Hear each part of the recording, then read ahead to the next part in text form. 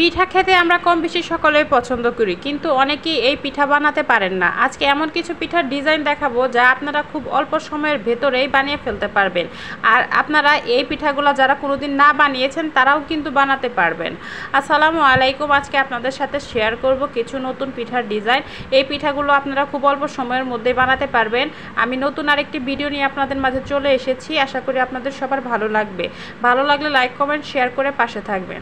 চলুন আমরা প্রথম পিঠার ডিজাইনটি দেখে নেই। প্রথমে সুন্দর করে একটা মোটা করে রুটি বেলে নিয়েছি, তারপর মাঝখানে একটা ক্যাপ দিয়ে সুন্দর করে গোল করে রাউন্ড করে নিয়েছি। এখন কাঁটা চামচের সাহায্যে চারপাশে আমি কিন্তু দেখেন দাগ কেটে নিচ্ছি, মানে ডিজাইন করে নিচ্ছি।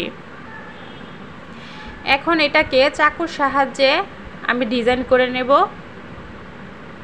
চাকু দিয়ে কেটে নিচ্ছি চারপাশে। দেখতেই পাচ্ছেন আমি কতটুকু দূরত্বে এটাকে কেটে নিচ্ছি।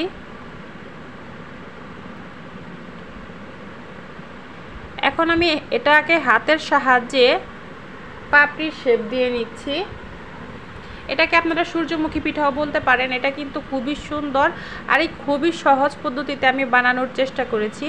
প্রত্যেকটা পিঠায় আপনারা দেখলেই বুঝতে পারবেন কত ইজিভাবে তৈরি করা হয়েছে।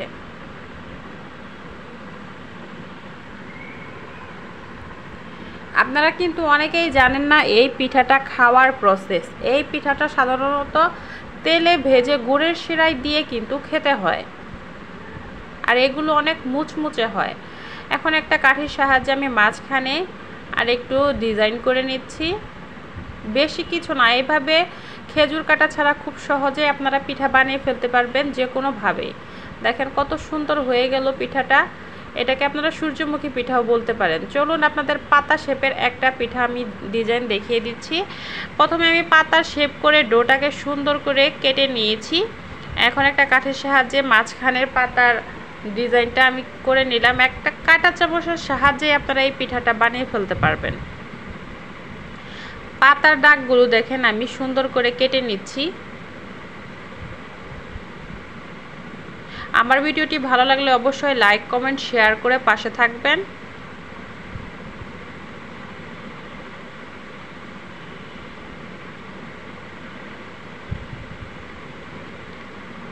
দেখতেই পাচ্ছেন কত সুন্দর করে আমি কিন্তু পাতার আইরের সাইডগুলো কিন্তু আমি দেখিয়ে দিচ্ছি। ঠিক এইভাবে করে নেবেন, দেখবেন অরিজিনাল একটা পাতার শেপ চলে আসবে।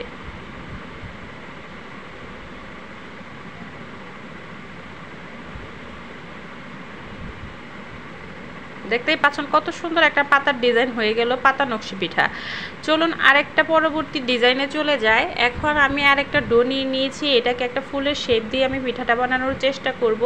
এটাও কাঁটা চামচ দিয়ে বানাতে পারবেন। বিশেষ করে আজকে আমি কাঁটা চামচ দিয়ে পিঠাগুলো বানানোর চেষ্টা করেছি যাতে আপনারা খুব সহজে বানাতে পারেন। এভাবে কিন্তু আপনারা ডিম পিঠা অথবা মুখ পাকন পিঠাও বানাতে পারেন।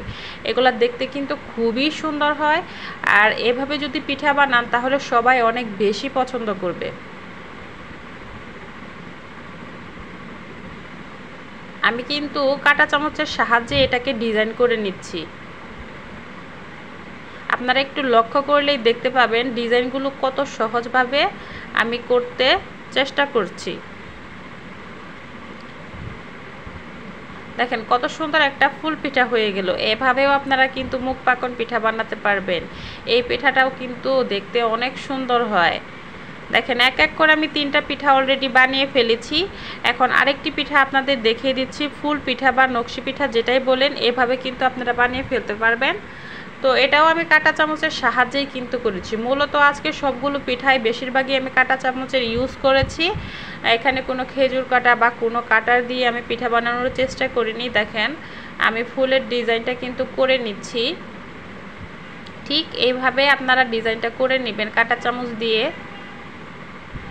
এখন একটা কাঠির সাহায্যে এটার আমি চারপাশে দেখেন কিভাবে ডিজাইন করে নিচ্ছি। এটা কিন্তু মাঝখানে ফাঁকা ফাঁকা হয়ে যাবে, দেখা যাবে যে এটা ভালো করে ভাজা হবে আর মুচমুচে হবে। পিঠাগুলো বানাতে যেমন সহজ, দেখতেও তেমন সুন্দর, আর করতে পারবেন সবাই অল্প সহজেই। এই ডিজাইনগুলো করা কিন্তু খুবই ইজি। যে কোনো দিন পিঠা না বানিয়েছে সেও করতে পারবে। তো আরেকটি ডো নিয়ে নিয়েছি। এখন একটা সবজি কাটারের সাহায্যে বা গ্রেটারের সাহায্যে আরেকটা ডিজাইন আপনাদের দেখিয়ে দিচ্ছি। এভাবেও কিন্তু আপনারা নকশি পিঠা বা ফুল পিঠা বানিয়ে ফেলতে পারবেন। তো চাপ দিয়ে দিয়েছি, দেখেন একটা ডিজাইন হয়ে গেছে অলরেডি। এখন আমি কলমের ক্যাপ দিয়ে চারপাশে আরেকটু ডিজাইন করে নিচ্ছি। এইভাবে পিঠা বানাতে গেলে কিন্তু সময় লাগে না, আপনি কয়েক মিনিটের ভেতরে অনেকগুলো পিঠা বানিয়ে ফেলতে পারবেন। আর পিঠাগুলো দেখতে এত কিউট হয় তা আপনারা নিজেরাই বুঝতে পারবেন। দেখেন কত সুন্দর আরেকটি ডিজাইনের পিঠা কিন্তু হয়ে গেল। ভালো লাগলে অবশ্যই লাইক কমেন্ট শেয়ার করবেন।